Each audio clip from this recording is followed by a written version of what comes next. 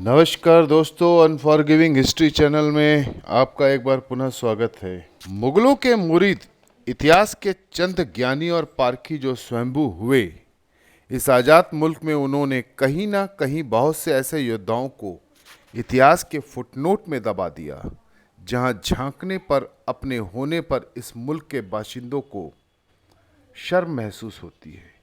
यही पढ़ाया है हमें और आने वाली इन नस्लों को कि कौन कितना महान था और कैसे हमने अपने पूर्वजों को इन अहमकों के हाथों सिर्फ बाजार में एक बिकने वाली विरासत बना दिया।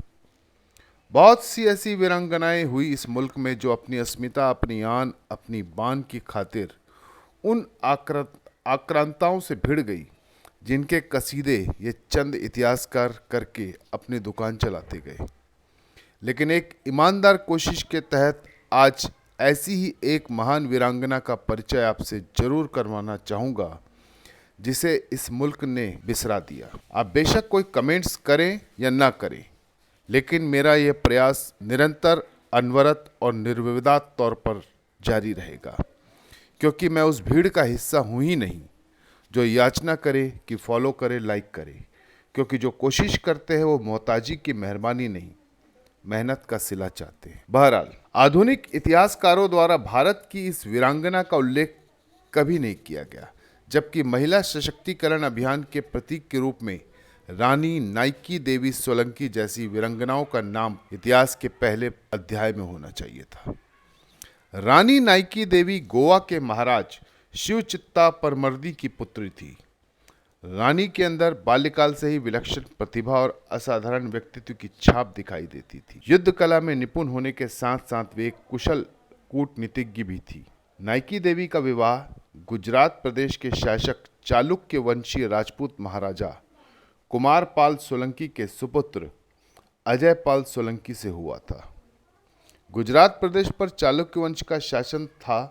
तब के समय में अनिहलवाड़ा प्राचीन गुजरात की महिमामयी राजधानी हुआ करती थी।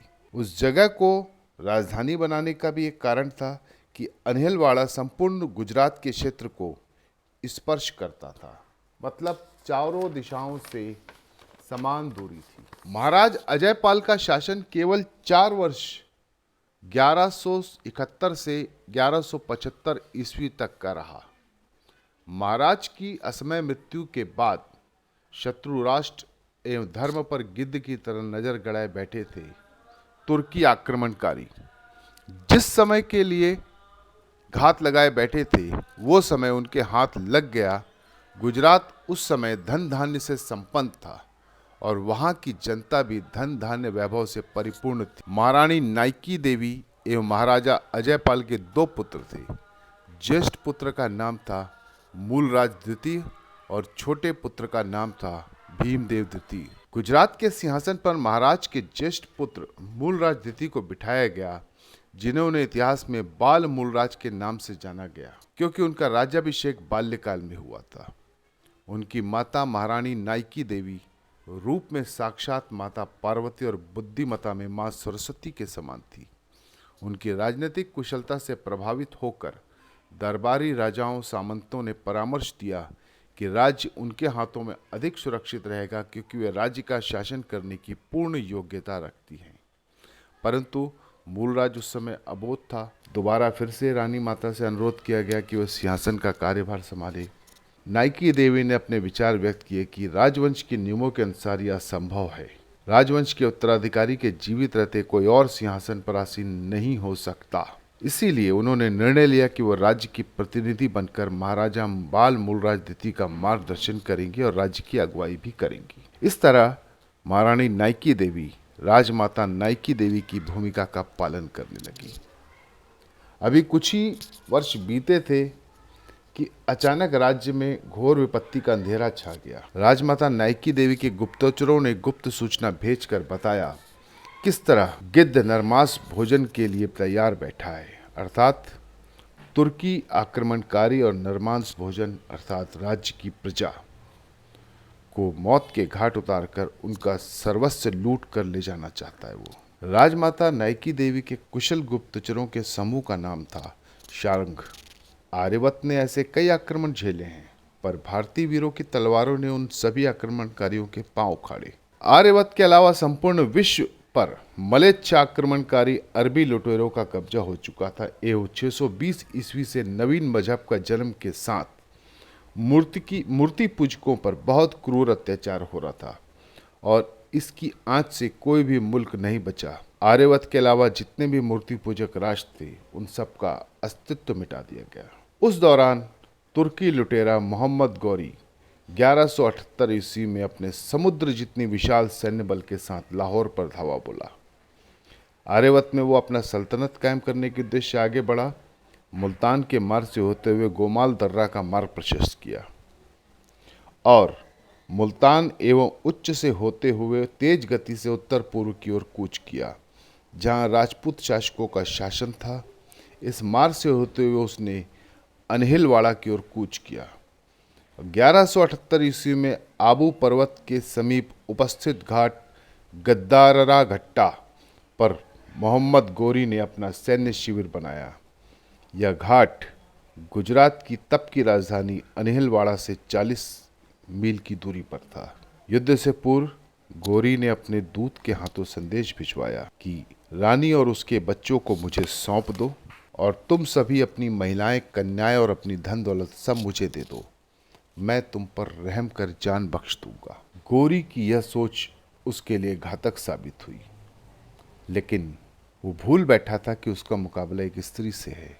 पर इस बात से अनभिज्ञ था कि राजमाता नायकी देवी उस देश की महारानी है जहां महिषासुर मर्दनी, दुर्गा, चंड व मुंड नामक राक्षसों की संहार कारिणी मां काली जैसे असुर संहार कारिणी भी अवतरित होती हैं। राजमाता के सेनापति के हाथों गोरी का दूत पत्र सौंपकर उत्तर की प्रतीक्षा में महल के प्रवेश द्वार पर प्रतीक्षा करने लगा। नायकी देवी ने अपने सेनापति कुंवर रामवीर के हाथों पत्र का उत्तर लिखकर भेजा, जाओ, जाकर गोरी से कह दो उनकी शर्तें मान ली है हमने। राजमाता ने अत्यंत कुशलता पूर्वक व बुद्धिमत्ता का परिचय देते हुए यह निर्णय लिया। गोरी जैसे क्रूर आक्रमणकारियों के साथ छल से रण करना ही उचित होगा, और क्योंकि राजमाता ने आर्यवत की अस्मिता के ऊपर कोई आंच ना आ पाए, इसलिए छल किया। गोरी की शर्तों को मानकर उसे भ्रम में रहने दिया। गोरी के पास जब ये खबर पहुंची तो उसने शर्तें मान ली है और उसने इस खबर को सच मान लिया। राजमाता ने बिना युद्ध किए हथियार डाल दिया और उसने यह आसान जीत की जश्न मनाने की तैयारी शुरू कर दी। इसी प्रतीक्षा में राजमाता नायकी देवी, उन्होंने अपने सेनापति को आदेश किया कि राज्य के गुप्त द्वार से माताओं एवं कन्याओं को लेकर राज्य के प्रजागण पड़ोसी राज्य नाडोल में जाकर शरण ले। उस समय नाडोल के चौहान वंशी महाराजा कलहन देव चौहान ने गुजरात से आए शरणार्थियों को शरण दी। जब प्रजा को सुरक्षित पाकर के निश्चिंतता हुई, तब राजमाता नायकी देवी ने अपने दोनों पुत्रों को पीठ पर बांध लिया और घोड़ों पर सवार होकर गोरी की शिविर की ओर चल दी। राजमाता नायकी देवी की योजना के अनुसार जब रणनीति बनाई गई थी कि राजमाता के निकलने से पूर्व ही गोरी के सैन्य शिविर में 200 राजपूत योद्धा भेष बदलकर उपस्थित रहेंगे। वे गोरी की सैनिकों में छिप कर रहेंगे और कुछ हजार राजपूत योद्धा आबू पर्वत की घाटियों का सहारा लेकर अनहिलवाड़ा की सीमाओं को घेर कर रखेंगे। इस अप्रतिम रणनीति में नायकी देवी को एक सबसे कुशल योद्धा उस समय का बनाया और इस भ्रम में रखते हुए नायकी देवी ने 25,000 सैनिकों को टुकड़ियों में बांट दिया। कुछ गोरी के सैन्य बल में मिल गए, कुछ आबू पर्वत की घाटियों में चले गए, कुछ ने कायदरा की सीमा को घेर लिया। राजमाता घोड़े पर सवार होकर गोरी की सैन्य शिविर की ओर चल पड़ी। उनसे 50 योजन की दूरी पर उनके पीछे उनके बाकी बचे सैन्य बल को लेकर सेनापति कुंवर रामवीर इस प्रतीक्षा में थे, जैसी उसे इशारा मिले वो आक्रमण करे। गौरी अपने शिविर से निकलकर चालुक्य सोलंकी राजपूतों के सैन्य शिविर की ओर देखने लगा। उसने देखा एक घुड़सवार उनके सैन्य शिविर की ओर आ रहे हैं और नजदीक आने पर उसने देखा कि एक खूबसूरत महिला अपने बच्चे को पीछे बांधकर उसकी ओर आ रही है। गौरी इस भूल में था कि राजमाता की पराजय हो गई। वह मनी मन हंस ही रहा था कि अचानक से रानी नाइकी देवी के घोड़े रुक गए। इससे पहले कि वह कुछ समझ पाता, शिविर में मौजूद राजमाता के गुप्त सैनिकों ने हर हर महादेव का शंखनाद करते हुए आक्रमण कर दिया और हाहाकार मचा दिया। और इसी दौरान नाइकी देवी के पीछे गज सेना, अश्वसेना और पैदल सैनिकों के सैलाब ने पर्वत और पथ को घेर लिया। गौरी के पास इतना भी समय नहीं था कि वो समझ पाता कि क्या करना है। वो आनन फानन में अपनी भागती सेना को एकत्रित किया और आक्रमण की तैयारी की। राजमाता नाइकी देवी के दोनों हाथों में तलवार थी और एक के बाद एक आक्रमणकारियों को गाजर मूली की तरह काट रही थी, मानो जैसे आर्यवत की पावन धरा को आक्रमणकारियों के रक्त से अभिषेक किया जा रहा हो। अंत में राजमाता गौरी के सैनिकों के चक्रियों को भेद कर गौरी तक पहुंच गई। गौरी उनकी एक झलक पाकर भयभीत होकर भागने लगा। अंत में राजमाता ने उसे घेर लिया। इस बार गौरी भाग नहीं पाया। राजमाता की तलवार की वार से गौरी मूर्छित हो गया, उसका अंग भंग हो गया था। इससे पहले कि गौरी राजमाता के हाथों से मृत्यु को प्राप्त होता, गौरी की सेना वहां आ पहुंची और उन्होंने गौरी को वहां से घायल अवस्था में बचाकर निकाल लिया।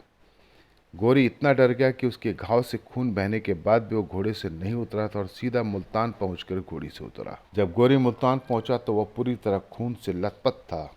उसे पता चला कि रानी नाइकी देवी की तलवार की वार से वह अपना गुप्तांग खो चुका है और हमेशा के लिए नपुंसक बन गया।